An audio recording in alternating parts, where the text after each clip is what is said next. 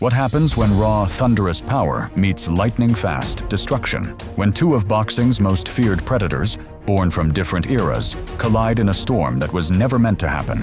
One, a silent giant who shattered skulls with ancient force. The other, a furious machine who devoured opponents before they knew what hit them. George Foreman, Mike Tyson, two names that still echo through boxing history. Both champions, both killers, both untouchable at their peak. But what if time wasn't a barrier? What if Foreman in his prime stood across the ring from Tyson in his? Would Foreman's granite chin survive Tyson's whirlwind? Would Tyson's aggression collapse under the weight of Foreman's bombs? The ring becomes a battlefield, and only one of them walks out standing. Who wins, the quiet executioner or the storm in human form? Let's find out. It's the late 1980s. Boxing is electric. The heavyweight division is alive. Mike Tyson is tearing through opponents like a wrecking ball laced with TNT, unbeaten, unstoppable. A 20-year-old monster crowned the youngest heavyweight champion in history. But somewhere in Texas, a legend watches from a distance. Older now, quieter. George Foreman, once the most terrifying man alive, is preparing for an unlikely return, a comeback that most thought was a joke until it wasn't. They missed each other by a decade. One rose as the other faded. But fans never stopped asking, what if their primes aligned? What if the 1973 version of Foreman, the destroyer of Joe Frazier, stepped into the ring with the 1988 Tyson, the man who made grown fighters quit before the first punch? This isn't just a fantasy. It's one of boxing's most argued matchups, whispered in barbershops, forums, and ringside debates for decades. But to even begin answering the question, we need to understand the two forces we're dealing with. Because Tyson and Foreman weren't just boxers. They were nightmares in very different forms. Before the smile, before the grills, before the preacher in a suit. George Foreman was a problem. A towering 6'3" wrecking machine from Houston, Texas, forged not in fame, but in fire. He wasn't just strong, he was terrifying. In 1968, he brought home Olympic gold, but that was just the beginning. As a young pro, he bulldozed his way through the heavyweight ranks with a calm, cold violence. 40 wins, 37 knockouts, most of them brutal. He didn't outbox you, he didn't finesse you, he broke you. Ask Joe Frazier, the man who went toe-to-toe with Muhammad Ali in the fight of the century. Foreman dropped him 6 times in 2 rounds, not with speed, not with tricks, just raw, godless power. And yet for all his strength, there was a flaw. In 1974, under the lights of Zaire, that flaw was exposed. Ali didn't try to survive, he invited the fire. And when Foreman burned out, he crumbled. Just like that, the boogeyman was gone. The loss broke him. He disappeared from boxing, became a ghost, until one day, he came back. 10 years older, slower, softer around the edges, but somehow still dangerous. Most laughed at the comeback. But by 1994, at 45 years old, George Foreman shocked the world, reclaiming the heavyweight crown 20 years after losing it. He wasn't supposed to do that. But then again, Foreman was never supposed to be gentle.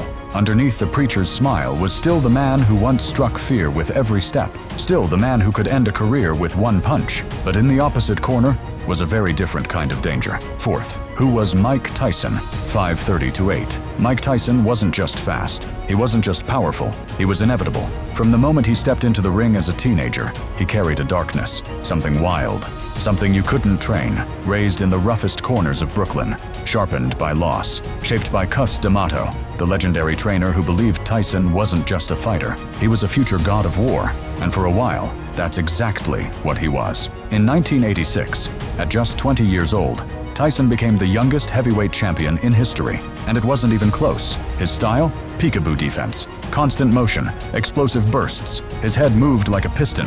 His fists are like wrecking balls. Left hook, uppercut, repeat. Opponents didn't just lose, they folded. Most were beaten before the first punch landed. Tyson didn't box, he attacked. His early career? A highlight reel of violence. He'd stare across the ring, no emotion, no nerves, and then unleash chaos. Berbick, Holmes, Spinks, all victims of the storm. But behind that fury was something fragile. When Cus died, something changed. Tyson still won, for a while, but the discipline, the mental steel, it started to crack. Fame, money, distractions, they all chipped away at the monster. And when he lost in 1990 to Buster Douglas, a 42-1 underdog, the myth broke. He was still dangerous, still terrifying, but the invincibility was gone. Yet even then, one thing remained, the fear. Because even on his worst night, Mike Tyson could end your night with one shot. You didn't just fight Mike Tyson, you survived him. Foreman and Tyson, both knockout artists, both champions, but they were built so differently. almost like opposite codes written for the same destruction. Tyson was a pressure fighter, small for a heavyweight, barely 5'10", but with incredible speed and insane torque. He used angles, slipped punches, closed distance like a missile. He didn't throw wild shots. He threw combinations with precision and venom. His goal? Get inside your reach and end the fight before you can breathe. Fork a telephone pole. His uppercut? A nightmare in slow motion. Foreman didn't waste punches. He measured them, and when they landed, it felt like getting hit with a sledgehammer. But the real question is, what happens when these styles collide? Tyson tries to bob and weave, but Foreman's punches come from above, down like rain. Can Mike slip those? Maybe, but for how long? And if Foreman lands even one clean shot, does Tyson's chin hold? Then again, Tyson's speed was hell for bigger fighters. He could get low, dig to the body, and force giants backward. And Foreman, he didn't like pressure. Against Ali, it broke him. Against Ron Lyle, it almost did. Could Tyson repeat that? Could he take the fight to Foreman and force the big man to retreat? Styles make fights, and this one is a storm waiting to explode. In the ring, fists matter, but what's behind the fists matters more. Mike Tyson was built on fear, not just the fear he created, but the fear he carried. Cus D'Amato taught him how to channel it, to turn pain into purpose, to turn rage into rhythm. But the truth is, Tyson was a rhythm fighter. Once he got going, he was a storm. But when that rhythm broke, so did he. Buster Douglas didn't just beat Tyson with punches. He broke Tyson's will, round by round, minute by minute. And when Mike couldn't intimidate, when his opponent didn't fold, you could almost see the doubt creep in. Foreman? Different story entirely. George Foreman knew pain. He had tasted loss, publicly, brutally. He had been humbled by Ali, haunted by demons, and still came back. But when he returned, he brought something Tyson never had: peace. Not calmness in the ring, stillness. You couldn't scare him. You couldn't break him, because he'd already been broken and rebuilt, stronger. When Tyson lost control, the fight often slipped with it. When Foreman lost control, he stayed dangerous. He had faith in his power, in his chin, in something deeper than the fight itself. And that's the edge you can't measure on paper. You can't teach it. You can't fake it. One man ran on fire. The other stood in the fire and smiled. So if this fight ever went into deep waters, who would still have breath? Let's break it down. George Foreman. Height, 6 feet 3 inches. Reach, 78 inches. Prime weight, around 220 to 230 pounds. Power, legendary. Durability, off the charts. He never hit the canvas in his comeback, not once. And even in his youth, it took a perfect plan from Ali to beat him. Weaknesses, footwork, speed, and a tendency to gas if pressured early. Mike Tyson. Height, 5 feet 10 inches. Reach, 71 inches. Prime weight, around 215 pounds. Speed, blazing. Explosiveness, off the charts. Defense, slippery when focused. Weaknesses, mental fragility, stamina in later rounds, and struggles against fighters who didn't fear him. So what's the edge? If you believe in raw power, chin, and patience, Foreman has the tools to survive Tyson's early storm and punish him when the flurry fades. But if you believe in speed, aggression, and first-round destruction, Tyson has the perfect style to catch Foreman before the engine warms up.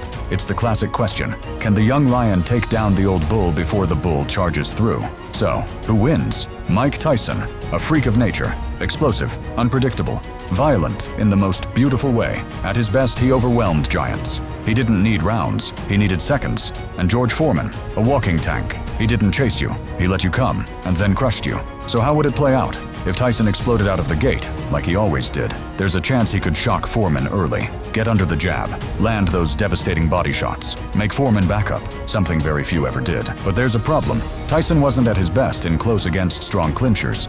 Foreman used his size well. He leaned, he mauled, he made fast fighters tired. And Tyson? He wasn't the same after the third or fourth round if things got ugly. If Foreman survived the storm, even just barely, things would shift. The power, the pressure, the mental grind, it would all start leaning in his favor.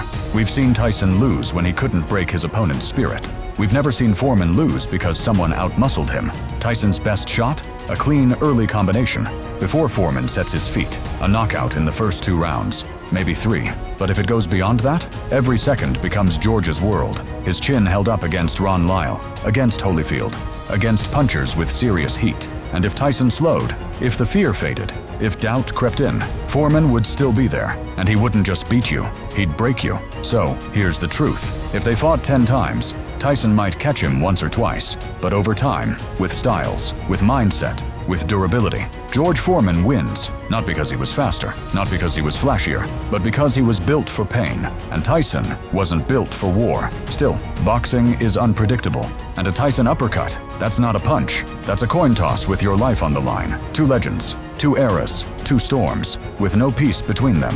One fought with fire, the other was forged in it. No script could capture the brutality. No numbers can predict the outcome with certainty. But every fight tells a story. And this one, even if it never happened, still echoes. So, now it's your turn. If George Foreman and Mike Tyson stepped into the ring, who walks out?